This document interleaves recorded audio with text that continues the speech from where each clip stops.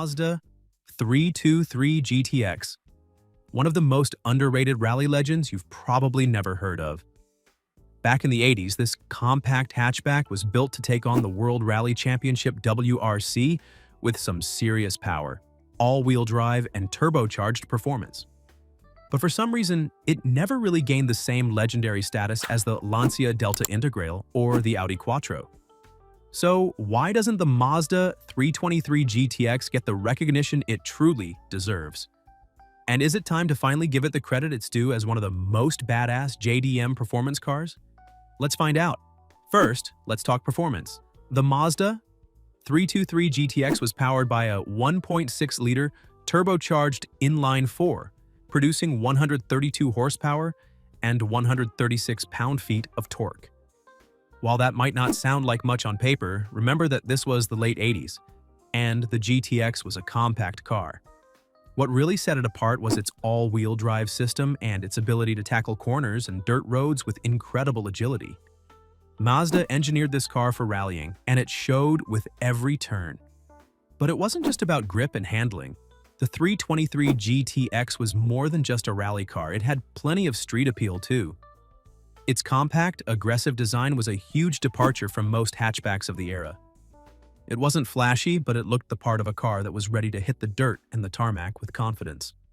The Mazda 323 GTX also boasted a 5-speed manual transmission, the perfect tool to connect you to the car's driving experience. And despite its relatively modest power output, the lightweight design, turbocharged power, and all-wheel drive gave it a surprising amount of punch for its size. So why isn't the 323 GTX as famous as other rally-bred cars? Well, there are a few reasons. For starters, Mazda didn't produce a whole lot of them. Around 1,000 units were sold in the US, making it a pretty rare sight on the streets. It was a niche car, built for a very specific type of buyer, and it didn't have the global impact that some of its competitors did.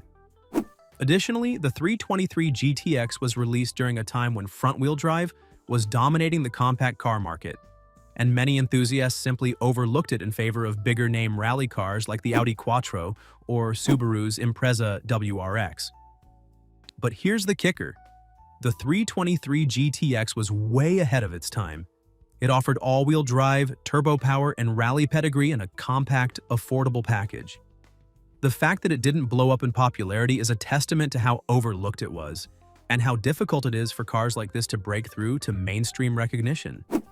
So, should you buy a Mazda 323 GTX? If you're looking for an underrated JDM legend that offers a unique blend of rally performance, turbocharged thrills, and driving excitement, the answer is yes.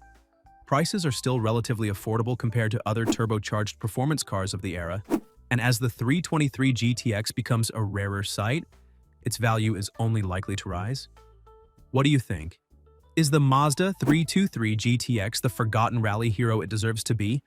Or is it just another turbo hatch lost to history? Let me know in the comments. And don't forget to like and subscribe for more awesome car content.